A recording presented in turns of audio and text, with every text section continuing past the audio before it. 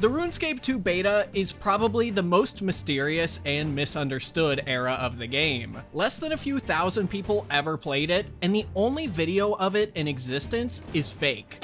But today, copies of it have finally been found, and we're gonna check it out. Now, you might be wondering, how exactly are we going to play a copy of RuneScape from 20 years ago? We're not. Sort of. Longtime viewers are probably getting tired of me explaining this, so I'll try and explain it as fast as I can. Every time you play RuneScape, your computer downloads a hidden folder called the cache. The cache contains every asset the game uses. The cache is constantly updating and changing, and your computer doesn't keep old copies. So, let's say you played RuneScape last in 2005, and you've held onto that computer for the last 17 years for some reason. You have a perfect copy of the cache from 2005. So, if you took that copy and submitted it to the RuneScape archive project in the description below, they could decompile it and find some cool stuff like unreleased items, NPCs, and more. So that's what we're doing. The archive project now has multiple copies of the RuneScape 2 beta's cache available to look at. Today, we've got NPCs, maps, items, and the sponsor for today's video, Raid Shadow Legends. Raid is a dark fantasy RPG game with something for everyone. It has over 600 champions for you to collect, there's tons of dungeons, bosses, and even a PvP arena if that's your thing. A lot's going on in Raid this month. There's a series of summer splash events throughout the whole month where you can get your hands on some new skins for Trunda, everyone's favorite dwarf with the massive hammer. But wait, there's more. There's a special Deliana chase event where you can get your hands on a brand new legendary champion who also just so happens to be one of the strongest support champs in the game, Deliana. All you gotta do is log in and play Raid for 7 days between now and July 28th. So, all new players, once you're in game, just enter promo code MyDeliana. You'll get 50 XP brews to instantly get your legendary hero Deliana to max level 50 and a ton of silver. Plus, if you click my link in the description or scan my QR code on the screen, you'll get unique bonuses worth $30. A free epic champion, Vergus, 200k silver,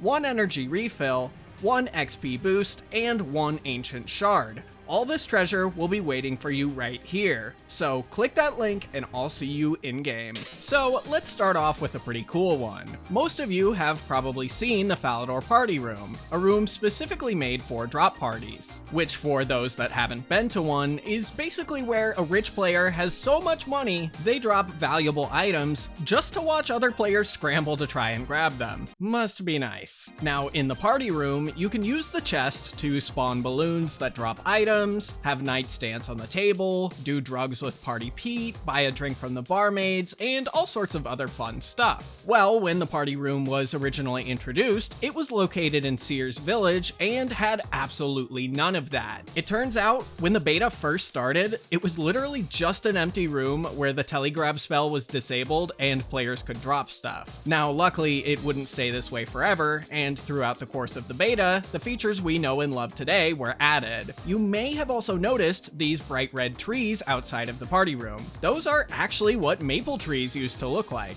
and honestly, I almost kind of prefer them that way. Kind of like how I prefer the like button on my videos to be pressed rather than not. Speaking of scenery, pretty much everyone has crossed this iconic bridge in Lumbridge. Well, Lumbridge's Lum Bridge actually used to look pretty different. In RuneScape Classic, it was just made of wood, and RuneScape 2's first beta had more or less just recreated that. But if you think that looks odd, check out what it looked like when they reworked it 2 months later. If you ask me, it looks like something straight out of a Minecraft castle I built in middle school. It seems other Jagex employees thought it looked off too. So just a week later, it was changed to the version we have today. As you might guess, the beta had a lot of weird map changes like this. For example, the fishing platform from the Sea Slug quest had 3 floors instead of just 2, Castle Wars was just an empty field, and the duel arena was missing its little altar room. But after last week's update, all of the duel arena is missing. Continuing on the topic of scenery, default RuneScape can be a little bleak.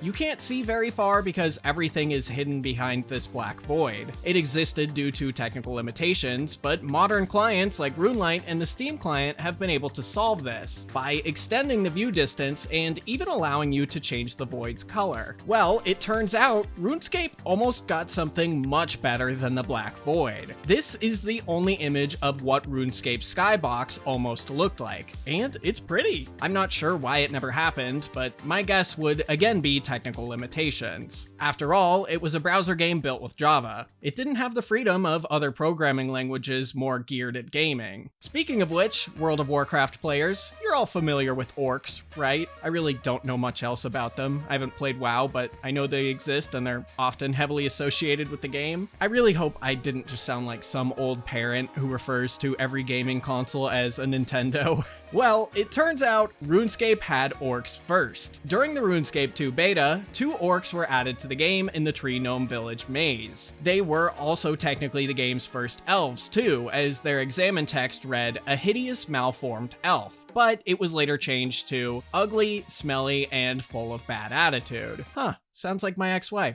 Orcs were originally teased in a news post along with lizardmen, but not the lizardmen old school has today. I've shown them off on the channel before, but I wanted to show them again just because I think they look funny. Unlike orcs, these lizardmen never ended up releasing, but although orcs did, they weren't around for long. A few months after they released, they were removed from the game entirely. Nobody really knows why, but it was just a few months before World of Warcraft launched. Perhaps Jagex didn't want people to confuse the two games, as orcs wouldn't make a reappearance until 2007, and their graphics were changed significantly. Plus, for some reason, Jagex changed their name from Orc to Orc.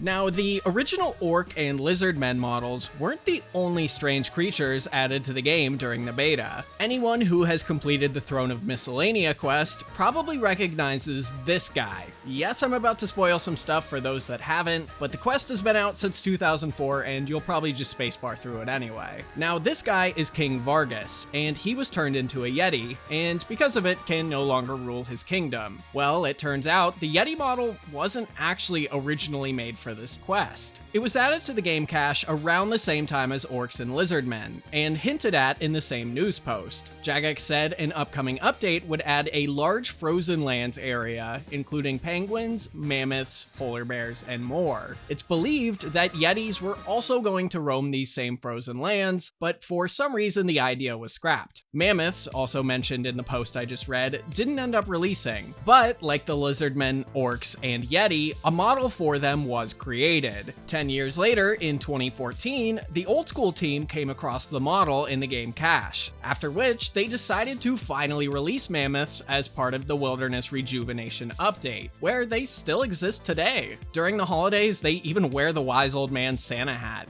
They look adorable until they brutally stomp you into the dirt. Now, in past videos, I've also shown how some NPCs that did make it into the game back in 2004 look very different in the RuneScape 2 beta than they do today. For example, Fremenniks. Not only were they just called Vikings instead of Fremenniks, they looked like this. It seemed someone on the team had a strange obsession with making NPCs look like off-brand superheroes, because this isn't the only NPC that looks a bit odd. The Ogre Shaman, which looks like this today, actually used to look like this. I don't know what superpower he would have, but he better hope it's a good one, because that's a face only a mother could love. Regular ogres definitely looked a lot more normal and came in two variants: business casual brown or tan khakis. If you're looking at these guys and thinking, wow, they look so oddly familiar, it's because their original models were reused for Jogers, which, you guessed it, still exist in game today. I was curious what they might look like in RS3, since their old school model is obviously pretty simple, and oh man, I regret looking. That thing will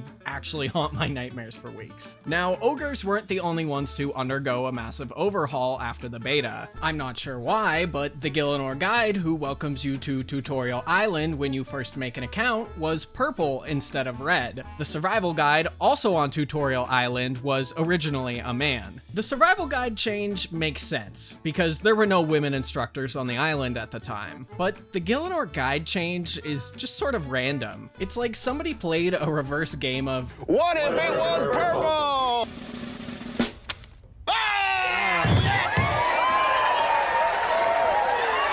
There's another NPC though that was introduced solely for the RuneScape 2 beta, and was removed once it ended. In fact, the character only existed for 3 weeks. His name was Erasmus. He was located north of Lumberich Castle, and he would allow you to restart the Legends quest, Dragon Slayer, and Shiloh Village quests so that you could help Jagex test their new 3D versions. But that's all we knew about him. Until recently, the Archive project had given up all hope of ever finding out more about him. But lucky us, he was recently discovered in a beta cache, and this is what he looked like. That book looks like it has a lot of knowledge. Not much else is known about him, as the cache can only tell us so much, but here's hoping screenshots or videos of him exist somewhere that'll eventually pop up. However, seeing as how the beta usually had less than 400 players on it at all times, it's very unlikely. Now, something those few players had access to was the fatigue system. In RuneScape Classic, after you trained for a while, your character would need to sleep and solve a CAPTCHA before you could continue playing. You could do this either through a sleeping bag or by finding a bed. It was originally believed this system was scrapped from RuneScape 2 entirely, but it existed for a while at the start of the beta. With the newest batch of caches, this animation of what appears to be a character climbing into bed was found. There's also a few screenshots floating around of players with their fatigue percentage on the skills page, as well as the sleeping bag item in their inventory.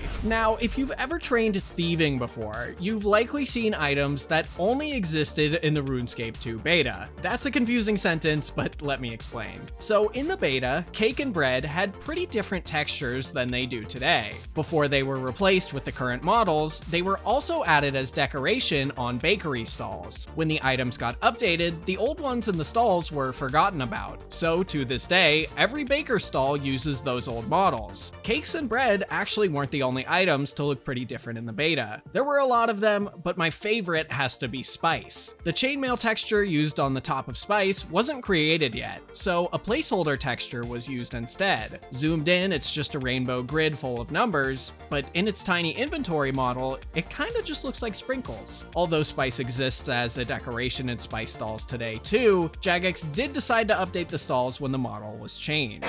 Now, the transfer from RuneScape Classic to RuneScape 2 wasn't exactly the smoothest. Most everything had to be manually rewritten and recreated, which led to a number of odd issues. For example, in the Underground Pass quest, there's a spider called Calrag. Whoever was in charge of this quest must have confused the spider with the quest's many dwarfs, and they accidentally turned Calrag into one. Another mistake in the Underground Pass had to do with the dwarf Niloof. When he got transferred over, his name was misspelled as Nile Hoof. This one actually made it out of the beta and wasn't corrected until sometime in 2005. Survivin is an NPC that was possibly never corrected from changes made in the beta. He looks like this today, and if you examine him, the game describes him as an elderly white knight, but nothing about him really looks elderly. Well, it turns out, in the RuneScape 2 beta, he did have white hair. It's likely his hair was somehow accidentally changed to the default brown color and was just never fixed. Speaking of broken things, I have a video that dives into a ton of stuff that's broken in RuneScape right now. Check that video out on the right.